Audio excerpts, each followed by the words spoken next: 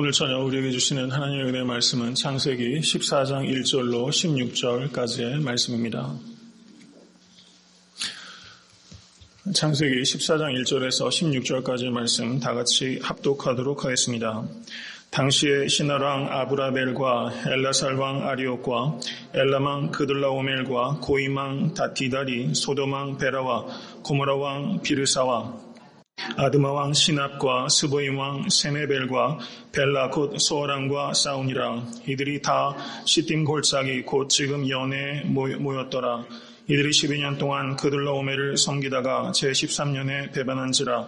제14년에 그들라오멜과 그와 동행한 왕들이 나와서 아스드롯 가르나임에서 르바 족속을, 함에서 스수 족속을, 사회 기랴다임에서 엠 족속을 치고 호리 족속을 그 산 세일에서 쳐서 광야 근방 엘바란까지 이르렀으며 그들이 돌이켜 엠미스밭 곧 가데스에서 이르러 아멜렉 족속의 온 땅과 하시 손다말에 사는 아모리 족속을 친지라.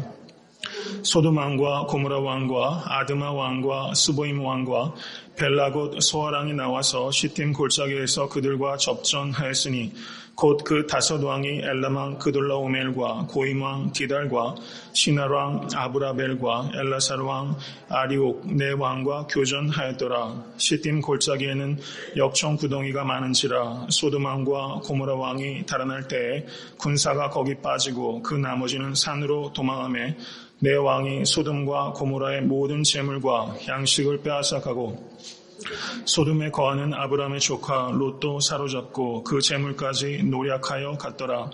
도망한 자가 와서 히브리 사람 아브람에게 고하니 때에 아브람이 아모리 족속 마므레 상수리 숲을 근처에 거하였더라.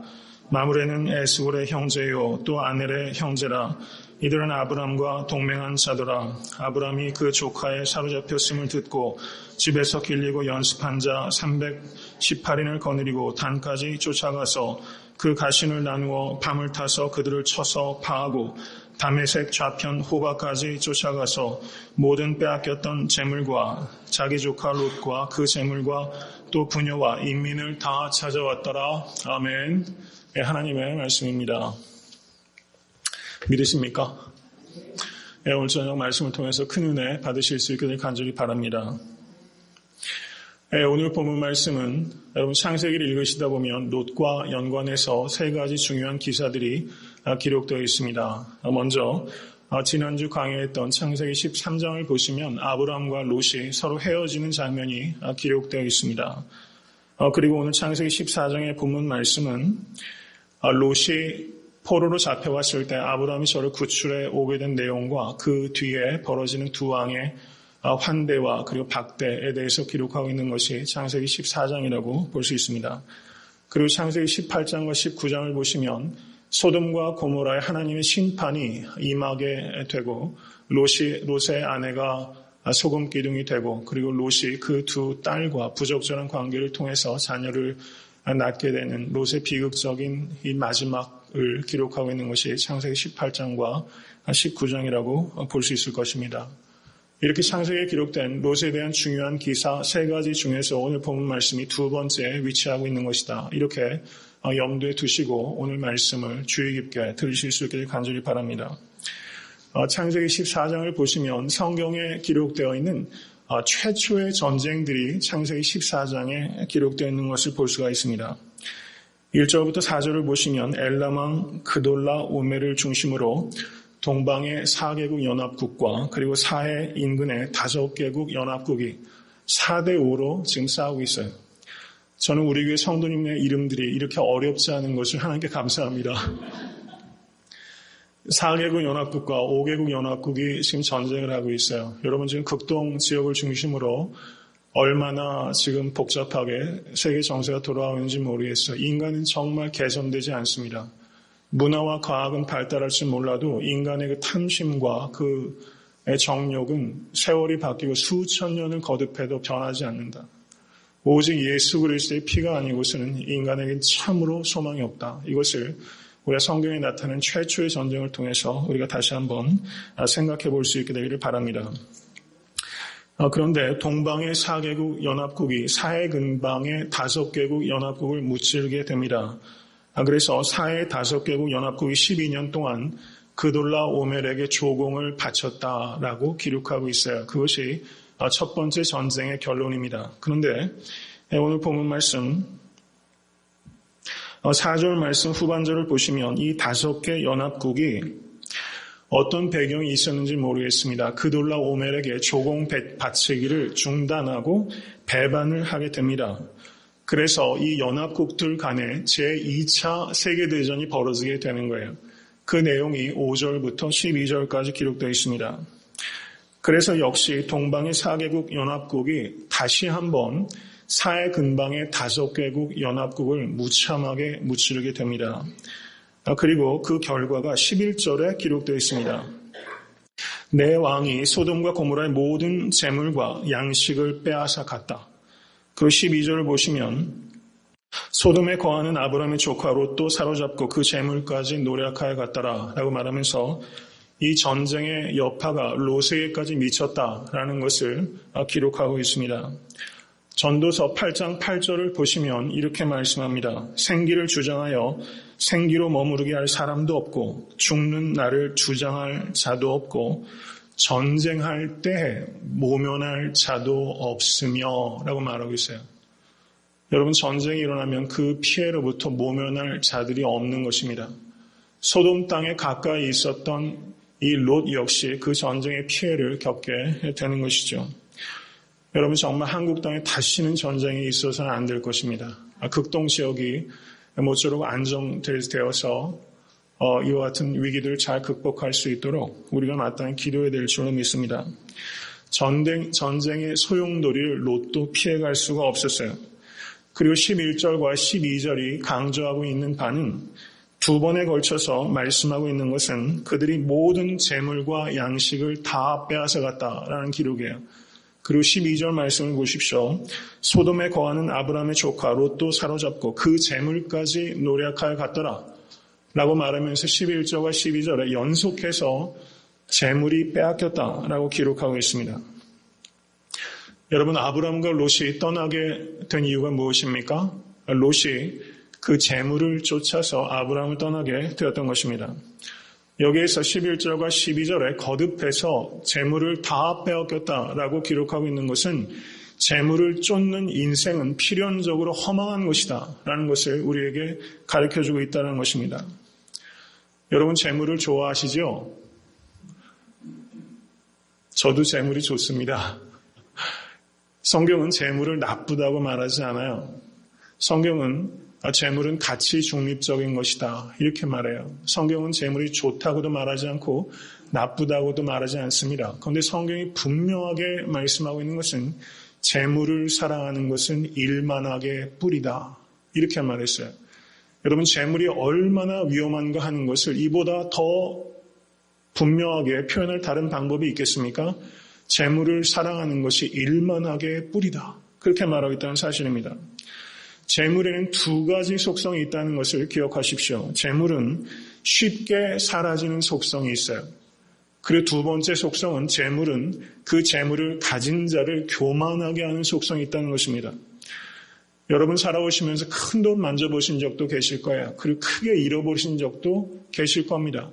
여러분, 큰 돈 만지려면 많은 수고해야 되지만 여러분, 큰 돈 잃어버리는 것은 하루아침에 없어지게 되는 것입니다.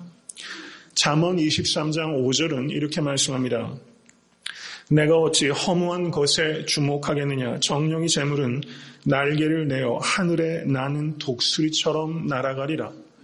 여러분, 재물은 독수리처럼 날아간다. 이 표현을 기억하십시오. 재물은 독수리처럼 날아가 버리는 겁니다.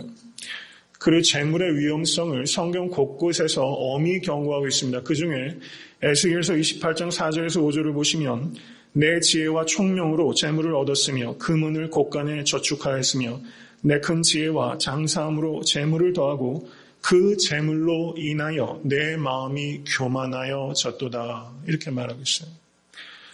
여러분, 재물 때문에 교만해지기가 너무 쉽다는 거예요. 재물로 교만해지지 않는 사람 참 만나기 쉽지 않습니다. 사람이 약합니다. 여러분, 이것을 기억하십시오. 우리에게 재물을 주신 것은 재물을 사용하라고 주신 것이지 재물을 사랑하라고 주신 것이 아니라는 것입니다. 여러분, 예수님께서 많은 비유로 성경에서 가르치셨어요. 예수님의 비유가 학자들마다 조금 차이는 있겠지만 예수님의 비유가 38개 나오고 있다. 이렇게 일반적으로 이야기를 합니다. 그런데 물질에 대한 예수님의 가르침의 비유가 무려 16개를 차지하고 있다는 거예요. 거의 40% 정도가 예수님께서 물질에 대해서 가르치셨다는 겁니다. 그러면 신앙은 무엇인가? 그것은 돈을 어떻게 사용할 것인가를 고민하는 것이 신앙에 있어서 가장 중요한 영역 가운데 하나라는 것입니다. 여러분, 메소디스트를 이끌었던 요한 웨슬레 목사님, 여러분 요한 웨슬레의 삶과 여러분 신학을 좀 책으로 전기를 통해서 좀 접하실 수 있게 되기를 권면합니다. 요한 웨슬레 목사님이 이런 말씀을 하셨어요. 만약 한 사람이 어떤 사람인지를 알고 싶으면 그 사람의 지갑을 살펴보면 알 수 있습니다. 이렇게 말했어요. 이것을 저에게 적용한다면 여러분, 저희가 목사로서의 저의 됨됨이는 어쩌면 이 강단에서 말씀을 선포하는 것보다 제 지갑에서 나가는 돈의 사용처를 보면 제가 목사로서 저의 됨됨이가 가장 객관적으로 드러나는 것이다. 이렇게 적용할 수 있다고 보는 것입니다. 여러분, 제가 오늘 설교를 준비하면서 정확한 출처는 잘 모르겠어요. 그런데 한 좋은 작가가 그런 이야기를 썼습니다. 여러분, 얼마 전에 제가 신문을 보니까 한국에 굉장히 유명한 또 문필가가 절필을 했더라고요. 여러분, 글을 쓰는 사람이 늘 고민하는 것은 자기가 글을 쓰는 그 내용과 자신의 삶의 그 간극을 메울 수 없기 때문에 절필하는 겁니다. 자기가 글에 아무리 뜨겁게 심장을 담아서 거기에 써도 자기의 삶이 그것과 너무 큰 간극을 만들고 있으면 붓을 꺾을 수밖에 없는 것이 작가의 양심이라고 할 수 있어요. 여러분, 그런 의미에서 말씀을 선포하는 목회자는 상당히 심각한 부담을 가지고 있다고 저는 생각합니다. 저는 그렇지만 그 부담이 비단 목회자에게만 국한되는 것이 아니라 세상에서 예수 그리스도의 십자가를 증거하는 증인으로서의 삶을 살아가는 성도님들이 그 증거와 여러 성도님들의 삶 사이에 그 간극 때문에 고민하시고 씨름하시고 기도하시는 우리 성도 되실 수 있기를 간절히 바랍니다. 여러분, 마가복음 10장 25절에서 주님께서 이렇게 가르치셨어요. 약대가 바늘기로 나가는 것이 부자가 하나님의 나라에 들어가는 것보다 쉬우니라. 여러분, 이것은 과장법입니까? 아니면 있는 그대로의 사실을 말하는 것입니까? 예수님께서 여기에서 강조하시는 말은 돈은 너무 위험하다라는 거예요. 약대가 바늘기로 나가는 것이 불가능한 것처럼 부자가 하나님에 들어가는 것이 너무나 어렵다라는 것을 예수님께서 강조하신 것입니다. 여러분, 박해보다 위험한 것이 돈이다라는 말이 있어요. 여러분, 루마니아에서 그 공산 박해 속에서 기독교를 이끌었던 한 목사님이 그런 이야기를 했습니다. 교회의 영성은 박해로 깨지는 것이 아니라 돈 때문에 깨진다라고 말했어요. 여러분, 이 현실이 한국교회는 무관합니까? 한국교회가 지금 위기다라는 것은 어제 오늘 이야기가 아니에요. 적어도 수십 년 된 이야기입니다. 세계 기독교가 지금 중대한 위기 국면에 있어요. 여러분, 그렇지만 하나님께서 모든 것들을 주권 가운데 섭리하고 계십니다. 교회를 정말 어렵게 하는 것은 안티 크리스천들이 아니에요. 교회를 비판하는 그런 엔타이 크리스천들이 교회의 진정한 위험이 아니라 돈이 가져다주는 평안함과 안락함이 교회의 영성을 깨뜨리고 있는 것이다. 여러분, 교회가 왜 목회자가 목회자 아들 사위들에게 여러분 교회를 세습합니까? 돈 때문입니다. 돈 때문이에요. 여러분, 돈이 교회를 어렵게 하는 것이다 라는 것을 우리가 분별해야 되는 것입니다. 여러분, 인간이 내려놓지 못하는 것이 있으면 그 내려놓지 못하는 것이 그 인간을 삼켜버립니다. 여러분, 만약에 우리가 돈을 내려놓지 못하면 돈에 먹히게 되는 것입니다. 역대상 29장 11절에 성경이 이렇게 말씀합니다. 여호와여, 광대하심과 권능과 영광과 이김과 위엄이 다 주께 속하였사오니 천지에 있는 것이 다 주의 것이로다. 천지에 있는 것이 다 주의 것이로다. 여러분 모쪼록 이 고백을 하실 수 있길 간절히 바랍니다. 나에게 주신 모든 것이 내 것이 아니라 다 하나님의 것입니다. 여러분 그런 자에게 하나님께서는 부어주세요. 흉년에도 100배의 풍년을 경험해요. 여러분 삶이 없이 물질의 복만 받으면 여러분 그건 독입니다. 여러분 순종의 삶을 살아가셔서 저는 성도님들께서 물질의 복도 많이 누르시고 부족함이 없이 마음껏 하나님의 나라를 위해서 헌신하시고 사용하시고 여러분 귀하게 쓰임받는 성도님 되실 수 있게 간절히 바랍니다. 여러분 아브라함이 이제 그 전쟁에서 패하였던 한 패잔병이 와서 롯이 가족들과 더불어 다 잡혀갔다는 소식을 들었어요.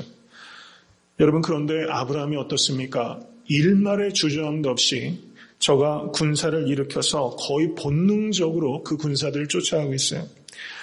여러분 만약에 제가 아브라함 입장이다 그랬으면 그런 생각을 했을 것 같아요. 은혜도 모르는 놈, 고소하다. 여러분 제가 그런 사람 같이 보이십니까?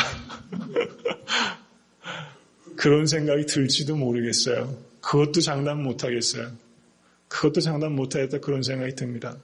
은혜도 모르는 놈, 고소하다. 사실 이런 이야기 우리 하면서 살아가고 있는 게 사실입니다. 어쩌면 이렇게 말할지는 몰라요. 롯에게 나는 할 만큼 다 했다. 내가 아버지로서 후견인 역할 다 했다.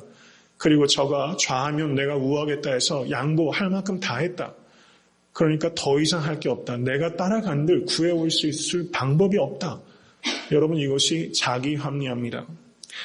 제가 어저께 한국의 한 외과 의사가 인터뷰한 좋은 기사를 하나 읽었어요. 그런데 거기에서 제가 건진 인터뷰 내용 중에 하나가 이겁니다. 인간은 합리적인 존재가 아니라 자기 합리화를 하는 존재다.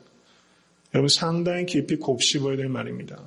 인간은 합리적인 존재가 아니라 자기 합리화를 하는 존재예요. 여러분 아브라함은 자기 합리화를 할 수 있었어요. 그렇지만 자기 합리화하지 않았습니다. 본능적으로 따라갔어요. 여러분 318명의 군사들과 동맹한 사람들이 있었지만 그것이 여러분 그 강대한 4개국 연합국을 깨뜨릴 수 있다. 여러분 이것을 계란으로 바위치기라고 하는 거예요.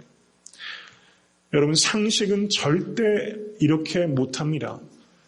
그러면 이성이 걸어갈 수 없는 길을 사랑은 걸어가게 해요. 여러분 이것을 기억하십시오. 이성은 중요하지만 이성이 갈 수 있는 것은 한계가 있어요. 그런데 그것을 뛰어넘는 건 사랑이 가게 하는 거예요. 여러분 부모님의 사랑이 그렇지 않습니까?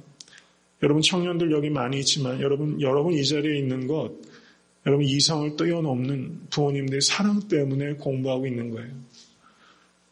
여러분 예수 그리스도께서 이성을 뛰어넘어서 우리를 사랑하셨어요. 그래서 우리가 하나님의 자녀된 것을 기억하실 수 있게 간절히 바랍니다. 사랑은 무엇인가? 경청하십시오. 받을 만한 가치 이상을 부어주는 겁니다. 롯은 이런 사랑을 받을 만한 가치가 있는 존재가 아니었어요. 이런 사랑을 받고도 나중에 어떻습니까? 크게 진전을 못 보였어요. 사랑의 크기가 사람의 크기입니다. 여기서 아브라함은 점점 자라고 있어요. 어떤 면에서 자라고 있습니까? 사랑이 자라고 있어요. 사랑이 클 때 큰 사람입니다. 여러분 믿으십니까? 여러분 진실된 사랑의 존재를 믿습니까? 정말 믿습니까? 청년들 진실된 사랑 존재한다고 믿어요? 정말 진실된 남녀의 사랑이 존재합니까? 존재합니다. 그런데 언제 존재합니까? 예수 그리스도 안에 있을 때 존재합니다. 여러분 시인의 열정과 감수성 가지고 사랑 못해요. 안 되는 거예요. 시인도 사랑 못합니다. 예수 안에 있는 사람이 사랑해요. 여러분 도종환 시인이 접시꽃 당신이라는 시 저는 거의 외우다시피 했었어요. 너무 좋아했어요. 영화도 보고 접시꽃 당신 그 도종환 시인 여러분 끝까지 그 사랑을 지키지는 못하더라고요. 자기 합리화의 길을 갑니다. 평범한 사람이었으면 조금 배신감이 들었을 것 같아요. 얼마나 열렬하게 그 사랑을 토했는데 얼마 못 가지 않아서 또 다른 사랑을 하고 있더라고요. 그게 인간이에요. 이해됩니다. 여러분 시인도 사랑에 성공할 수 없어요. 누가 사랑에 성공합니까? 주 안에 있는 사람만이 끝까지 동행할 수 있어요. 의지 가지고 사랑이 안 돼요. 여러분 그거를 깨닫는 게 저는 철드는 거라고 생각해요. 저는 제가 30대 때까지도 제 의지로 사랑할 수 있다고 믿었어요. 안 되더라고요. 그래서 노총각으로 살았지 않습니까? 의지와 감정으로 아무리 손해보를 쓰려고 해도 사랑이 의지로 안 돼요. 사랑이 나중엔 쓰레기같이 되고, 왜냐하면 인간이 예수 그리스도 밖에 있으면 쓰레기 같은 겁니다. 주 안에 있을 때 사랑을 지킬 수 있다는 것입니다. 주님을 사랑하는 만큼 사람을 사랑할 수 있어요. 여러분, 아브라함이 롯을 정말 사랑했어요. 저는 여기에서 이 아브라함이 본능적으로 따라가는 것을 보면서 마음이 뜨거워져요. 이게 목회자의 마음이다, 이런 생각이 들더라고요. 이 마음을 저에게 주시옵소서라는 기도가 생겨요. 여러분, 이게 어떻게 가능해요? 주님을 사랑하기 때문에 롯을 사랑할 수 있는 거예요. 이게 사랑의 방법입니다. 여러분, 사랑의 기술이라는 책도 있지만 여러분, 그거는 방법적인 게 아니에요. 예수 그리스도를 사랑하는 만큼 사랑에 성공합니다. 예수님께서 그 사랑을 요한복음 13장 1절에 말씀하셨어요. 6월절 전에 예수께서 자기가 세상을 떠나 아버지께로 돌아가실 때가 이른 줄 아시고 세상에 있는 자기 사람들을 사랑하시되 끝까지 사랑하시니라. 예수님이 이제 죽기 직전이에요. 그런데 마지막까지 주님께서는 사랑하셨어요. 끝까지란 말은 두 가지 의미가 있습니다. 시간적인 의미가 있고 두 번째는 질적인 의미가 있어요. 예수 그리스도의 사랑은 시간을 뛰어넘는 사랑이고 질적인 한계를 뛰어넘는 사랑이에요. 이 사랑을 우리가 받은 것이고 주님께서 너희도 이같이 서로 사랑하라라고 말씀하셨어요. 시간적인 한계를 뛰어넘고 질적인 한계를 뛰어넘는 거룩한 사랑을 욕심내라는 것입니다. 여러분, 정말 욕심내야 되는 건 이 욕심이에요. 거룩한 사랑에 대해서 욕심내실 수 있게 간절히 바랍니다. 이렇게 욕심내야지 흉내라도 낼 수 있어요. 모쪼록 욕심내실 수 있게 주님을 간절히 축원합니다.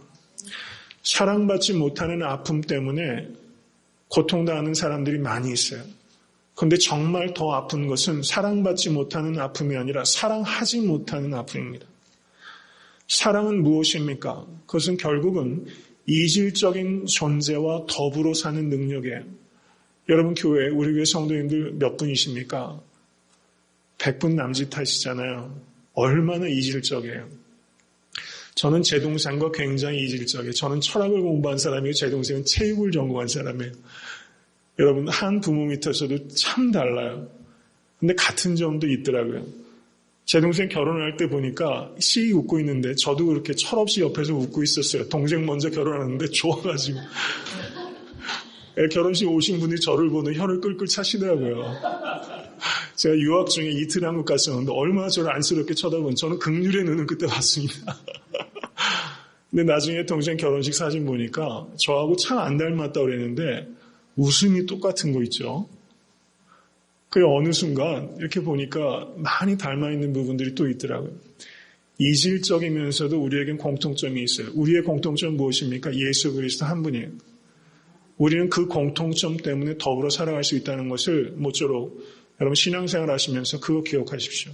우린 너무 달라요. 근데 사랑은 다른 사람과 공존하는 능력입니다.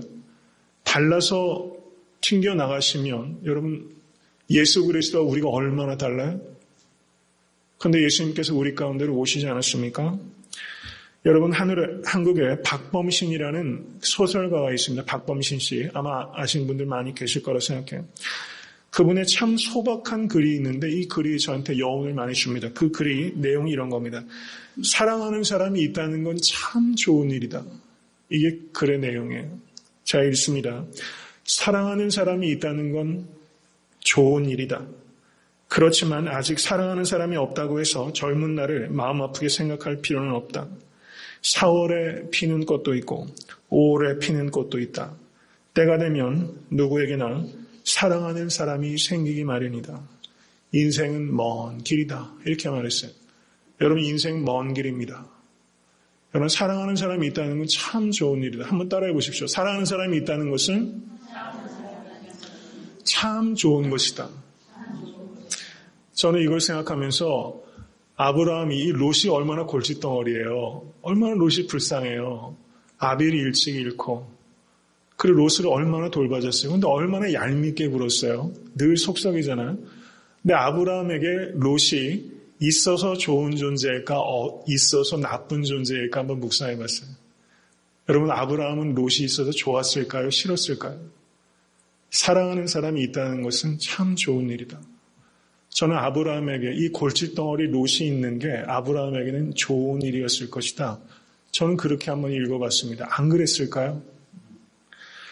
여러분 혹시 주변에 롯과 같은 사람이 있지 않습니까? 은혜를 베풀어도 은혜를 모르고 얄밉게 행동하고 그리고 늘 사고쳐서 뒤처리 다 해줘야 되고 그리고 아무리 돌봐줘도 별로 성장도 없고 여러분 그 사람이 있는 것 감사하십시오.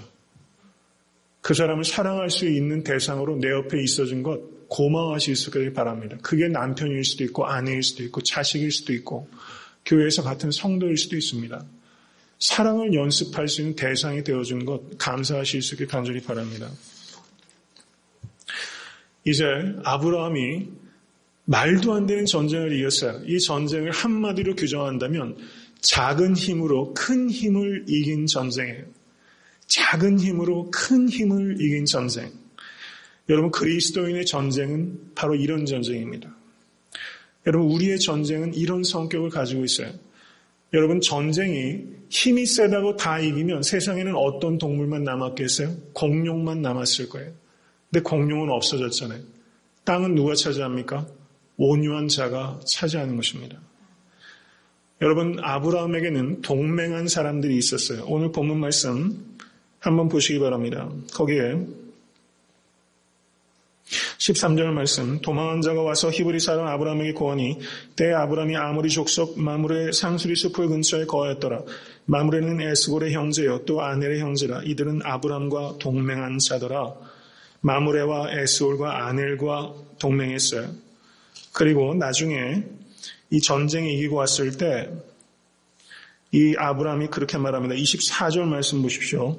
오직 소년들의 먹은 것과 나와 동행한 아넬과 에스올과 마므레의 분깃을 제할지니 그들이 그 분깃을 취할 것이니라.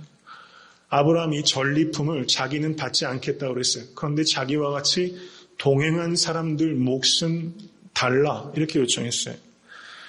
여러분 아브라함은 동행의 의미와 가치를 알고 있던 사람이에요. 여러분은 동행의 의미와 가치를 알고 있습니까? 가족들과 동행하는 의미를 압니까?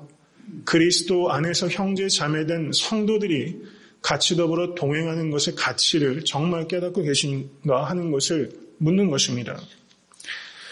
여러분, 그 정신질환을 앓고 있는 사람이 굉장히 많아요. 그 맨하탄이 어떤 도시입니까? 화려한 도시요, 문화의 도시요, 금융의 도시요, 세계 아주 핵심적인 곳이라고 할 수 있어요. 그런데 거기에서 가장 많이 정신병 질환자가 있다는 겁니다. 근데 정신질환자들이 도움을 받으면 늘 한결같이 하는 공통된 말이 있어요. 그것은 이겁니다. 제게 관심 가져주셔서 고맙습니다. 제게 관심 가져주셔서 고맙습니다. 여러분 깊이 있게 들여다보면 정말 어려움 가운데 있는 사람들이 기다리는 것은 해결책이 아니라 관심이에요. 동행을 기다리고 있다는 것을 기억하실 수 있게 간절히 바랍니다. 여러분 제가 존경하는 한 교수가 그런 이야기를 TV에 나와서 하셨어요. 여러분 단순한 이야기입니다. 우화적인 이야기예요. 아버지와 아들이 길을 걸어가고 있는데 나무 밑에 독버섯이 펴 있어요. 아들이 아버지에게 묻습니다. 아버지 저거 어떤 버섯이야? 독버섯이야? 물었더니 아버지가 그래 독버섯이다 이렇게 말했어요. 그때 독버섯이 옆에 있는 친구에게 묻습니다. 내가 독버섯이니? 물었더니 그 옆에 있는 친구가 아니야 너는 내 친구야 이렇게 대답했다는 거예요. 여러분 저는 그 말이 되게 마음속에 여운으로 남더라고요. 여러분 독버섯도 친구가 필요합니다. 여러분 이거를 아셔야 돼요. 친구가 필요하지 않은 사람은 한 사람도 없고 동행이 필요하지 않은 사람은 한 사람도 없다는 거예요. 여러분 교회에서 성도가 성도에게 줄 수 있는 가장 큰 선물이 무엇입니까? 동행입니다. 동행할 때 이길 수 있어요. 승리할 수 있는 기초는 동행하는 것입니다. 여러분 동행할 수 있는 사람이 되실 수 있게 간절히 바랍니다. 어느 집에 강도가 들어와서 집주인에게 손들어 하고 권총을 겨누었어요. 이민생활 하시면서 그런 경험 있으신 분도 많이 계신 것 같아요. 그런데 손들어 했더니 주인이 왼손만 들었어요. 오른쪽도 들어! 강도가 그렇게 얘기했더니 주인이 뭐라고 하는지 아십니까? 오른팔에 신경통이 있어서 들 수가 없습니다. 그렇게 대답했어요. 그랬더니 손들어 했던 이 강도가 신경통이요? 사실은 저도 신경통 때문에 고통받고 있는데, 그랬더니 자기가 강도라는 것도 까먹고 그리고 강도 당한다는 것도 까먹고 서로 신경통에 대해서 대화를 하기 시작했습니다. 서로 신경통 증세가 어떤지에서 얘기하고 어떤 약이 좋고 어떤 민간요법이 있고 이런 등등의 한참 얘기하다가 원래의 목적도 다 잊어버리고 주인도 두려움들을 잊어버렸다는 얘기예요. 여러분, 이 이야기가 오헬리 단편집에 나오는 이야기라는 겁니다. 여러분, 이 이야기가 주는 교훈이 뭐라고 생각하세요? 우리는 다 신경통이 있다는 것입니다. 우리는 동행하는 사람이 필요해요. 내 아픔을 아는 사람이 필요한 거예요. 그러면 강도인지도 잃어버리고 제가 지금 어떤 위험에 닥친지도 잊어버려요. 여러분, 이렇게 치게 되면 소리가 어떻습니까? 울려요. 기타 저거를 치게 되면 공명한다고 합니다. 여러분, 사랑한다는 것은 공명한다는 뜻입니다. 옆에서 우는데 무감각하고 옆에서 웃는데 무감각한 게 바로 저요, 여러분 아닙니까? 여러분, 저는 두려울 때가 있어요. 이렇게 무감각해줘도 되나? 이런 두려움이 있어요. 엊그저께 제 친구 목사님 개척하셔서 그 성전에 갔습니다. 참 감사하더라고요. 예배 전에 이제 우리 교회에서 예전에 성전에서 있었던 의자를 저희가 좀 드렸잖아요. 근데 거기에 딱 맞는 거예요, 그 숫자가. 그리고 또 다른 친구 목사님이 십자가를 또 헌물하시고, 근데 얼마나 감격해 하시는지 몰라요. 같이 더불어 기도하는데 그 목사님, 개척하신 목사님 눈물을 땅에 툭툭툭툭 떨어뜨리시더라고요. 그거 보면서 그런 생각을 했어요. 나도 저렇게 공묘하는 목사인가, 그 생각이 들더라고요. 저도 많이 울던 사람인데 눈물이 많이 없어졌어요. 이렇게 너무 이성적이 되어가고 있지 않나, 그런 두려움이 확 저한테 다가왔습니다. 여러분, 공명하실 수 있게 되기를 주님의 이름 간절히 축원합니다. 분열의 씨앗이 될 것인가, 아니면 연합의 씨앗이 될 것인가, 바로 이것이 여러분께서 애틀랜타 섬기는 교회에서 신앙생활할 때 주님께서 우리에게 던지는 질문이에요. 분열의 씨앗이 될 것인가, 아니면 연합의 씨앗이 될 것인가. 이것보다 중요한 것이 없다는 것입니다. 여러분, 무지개 좋아하시죠? 무지개는 단일성과 다양성을 한 몸에 보여줘요. 빨주노초 파남보라는 다양성을 보이는데 그것이 한 몸을 이루고 있어요. 이게 바로 교회입니다. 저희 애틀랜타 섬기는 교회가 다양성과 단일성을 지키는 건강한 교회가 되는 것, 이게 제 유일한 목표라고 할 수 있어요. 그런 교회가 되면 능력이 나타날 수밖에 없다는 것을 기억하실 수 있게 간절히 바랍니다. 말씀을 좀 빨리 드리겠습니다. 두 번째는 동맹의 힘이 있었다면 두 번째 힘은 훈련의 힘이 있었어요. 318명을 기르고 연습시켰다, 이렇게 말하고 있습니다. 여러분, 열매를 따려는 사람들은 많이 있는데 열매를 맺으려는 사람들이 부족해요. 여러분, 얼마 전에 올림픽에서 한국 선수들이 사격에서 굉장히 큰 성과를 일으켰는데 올림픽 사격 금메달 리스트 중에서 랜니 베샴이라는 사람이 있었어요. 그가 사격 선수의 집중력에 대해서 이렇게 표현했습니다. 우리는 경기에 움직이지 않도록 조절하는 것을 매우 중요하게 생각합니다. 총신의 각도가 1ml의 200분의 1만이라도 틀려도 관역의 중심을 확연하게 벗어나게 됩니다. 저는 그래서 호흡을 멈추는 법을 배웁니다. 대회에 나가기 전 12시간 전부터 아무것도 먹지 않습니다. 그리고 맥박이 정확하게 60을 유지할 수 있도록 평소에 조깅을 통해서 훈련합니다. 그리고 심장이 고동치는 그 사이에 격발합니다. 이렇게 썼어요. 저는 이런 이야기를 읽으면 부끄러워져요.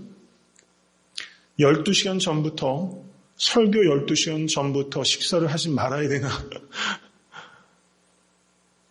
여러분, 그런 생각을 제가 지금 비유적으로 말씀드리는 거예요. 심장과 심장의 고동 사이에 격발하기 위해서. 여러분, 예술하는 사람, 음악하는 사람, 체육하는 사람, 여러분 얼마나 치열하게 노력하는지 모릅니다. 그런데 금생과 내생의 약속이 있는 경건에 훈련하는 우리가 얼마나 무질서하게 호흡을 하고 있는가, 얼마나 무질서한가, 이것을 한번 여러분과 제가 깊이 생각할 수 있게 되길 간절히 바랍니다. 열매 맺기 위해서 나는 무슨 수고를 하는가? 여러분 318명을 기르고 연습시켰어요. 여러분 믿음이란 준비하지 않는 게 아닙니다. 믿는 만큼 준비하게 되는 것입니다. 믿는 만큼 준비해요. 믿으면 성실해져요. 믿으면 공부 하나도 안 하고 좋은 대학 가고 믿으면 노력 하나도 안 하고 사업에 성공합니까? 그렇게 되면 그거는 미신적인 것입니다. 여러분 부흥을 꿈꾸십니까? 부흥을 위해서 우리가 열심을 내시는 여러분과 제가 될 수 있게 간절히 바랍니다. 그 다음에 승리의 세 번째 요소는 지혜라고 할 수 있습니다. 318명을 끌고 가서 아브라함이 적들을 공격할 때 15절 말씀 보십시오. 그 가신을 나누어 밤을 타서 그들을 쳐서 파하고 밤을 기다렸어요. 그리고 318명과 동맹한 사람들을 나누어서 공격했다는 겁니다. 전략이 있었다는 거예요. 여러분 이 말씀을 기억하십시오. 지혜는 과감하면서도 신중한 것입니다. 318명을 이끌고 머뭇거리지 않고 움직이는 과감함이 있어요. 그렇지만 가신들을 나눠서 밤에 공격하는 신중함이 있는 겁니다. 지혜는 이 두 가지를 갖춰야 돼요. 과감하면서 신중하지 못한 사람이 있고 신중하면서 과감하지 못한 사람이 있어요. 여러분 이 두 가지를 공히 갖출 때 지혜라고 할 수 있습니다. 여러분 전략을 짜야 된다는 것입니다. 여러분 고려대학교에 여러분 이것은 아마 다들 많이 아실 거예요. 고려대학교에 지금도 있는지 모르겠습니다. 짜장면을 배달하는 조태훈 씨라고 있어요. 기억나세요? 아세요? 그러시군요. 안다고 하는 게 이럴 때 상황이 맞아요. 농담입니다. 네, 고려대학교 조태훈 씨라는 분이 중국집 배달 철가방 하시는 분인데 이분이 배달 스피릿이라는 말을 만들어서 배달 정신.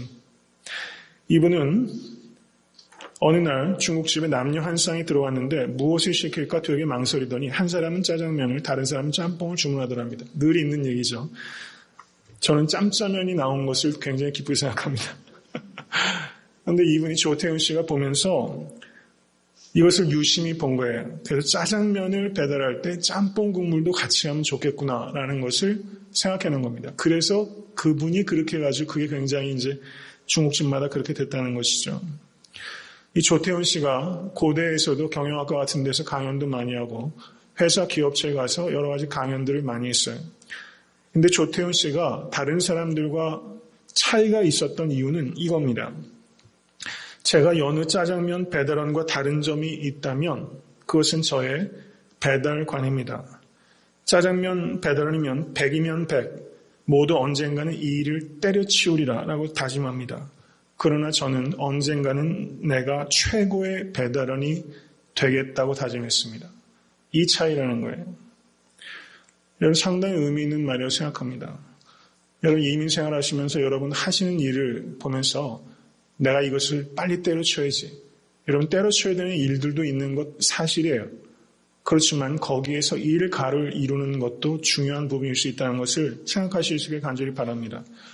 짜장면이 갈 때 짬뽕 국물 하나 더 얻는 것은 깊이 생각하기 때문에 지혜가 있기 때문에 여러분 과감하고 신중하기 때문에 할 수 있는 결정이라는 사실입니다. 여러분 모쪼록 이러한 면모를 갖춰가실 수 있게 간절히 바랍니다.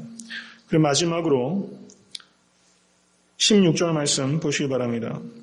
모든 빼앗겼던 재물과 자기 조카 롯과 그 재물과 또 부녀와 인민을 다 찾아왔더라. 다 찾아왔더라. 여러분 다 찾아오신 성도 되실 수 있게 간절히 축원합니다. 여러분 이 장면이 사무엘상 30장 15절에서 20절 말씀과 매우 흡사해요. 다윗이 여러분 그 블레셋과 그 사울과 전쟁이 났을 때 억지로 전쟁에 끌려왔다가 다시 전쟁에 참여하지 못하고 돌아왔을 때 자신의 모든 가솔들이 다 잡혀갔어요. 그때 다윗이 거의 죽을 뻔하지 않았습니까? 다윗이 군사를 이끌어서 쫓아갔어요. 그때 그 패잔병 중에 한 사람으로 도움을 받아서 그 적진의 위치를 알게 돼서 거기를 공격해가지고 찾아옵니다. 그때 사무엘상 30장 18절 이하가 이렇게 말해요. 다윗이 아멜렉 사람이 취하였던 모든 것을 도로 찾고 그 두 아내를 구원하였고 그들이 탈취하였던 것 곧 무리의 자녀들이나 빼앗겼던 것에 대소를 물러나고 아무것도 잃은 것이 없이 다윗이 도로 찾아왔고 또 양떼와 소떼를 다 탈취하였으니 무리가 그 가축 앞에 몰고 가며 가로되 이는 다윗이 탈취한 것이라 하였더라. 아멘. 다윗이 다 찾아왔어요. 모든 재물과 자신의 아내와 식구들을 다 찾아왔어요. 여러분, 예수 그리스도께서, 다윗의 후손이신 예수 그리스도께서 십자가에 달리심으로 말미암아 우리를 찾으셨어요. 다 찾아주실 것입니다. 여러 성도님들께서도 빼앗긴 것이 계시지 않습니까? 혹시 자녀를 지금 빼앗기고 계시지 않습니까? 열정을 빼앗기지 않으셨습니까? 믿음을 빼앗기지 않으셨습니까? 충성을 빼앗기지 않으셨습니까? 여러분, 그 빼앗겼던 것들이 다 찾아오는 역사가 성도님의 삶 가운데 경험될 수 있게 되길 주님을 간절히 축원합니다. 여러분, 끝까지 사랑하시고 끝까지 노력하시고 그리고 끝까지 최선을 다하십시오. 여러분, 그러면 다 찾아오게 될 것입니다. 내 노력으로 되는 것이 아니라 하나님께서 복 내려서 되는 거예요. 여러분, 하나님께서 아브라함에게 창세기 12장 3절에 너를 축복하는 자를 내가 축복하고 너를 저주하는 자를 내가 저주하리라. 여기에서 왜 이 연합국들이 패배했습니까? 아브라함이 끝까지 사랑해서 끝까지 노력해서 끝까지 최선을 다해서? 아닙니다. 하나님께서 언약을 성실하게 지키셨기 때문이에요. 이 세 가지를 하나님께서 요청하십니다. 그렇지만 그 일을 하시는 이는 신실하신 하나님께서 하시는 거예요. 여러분, 모쪼록 성도님들 삶 가운데 잃어버렸던 모든 것들이 다 찾아지는 그런 온전한 회복과 치유가 성도님들 삶 가운데 경험되실 수 있게 되기를 주님의 이름으로 간절히 축원합니다.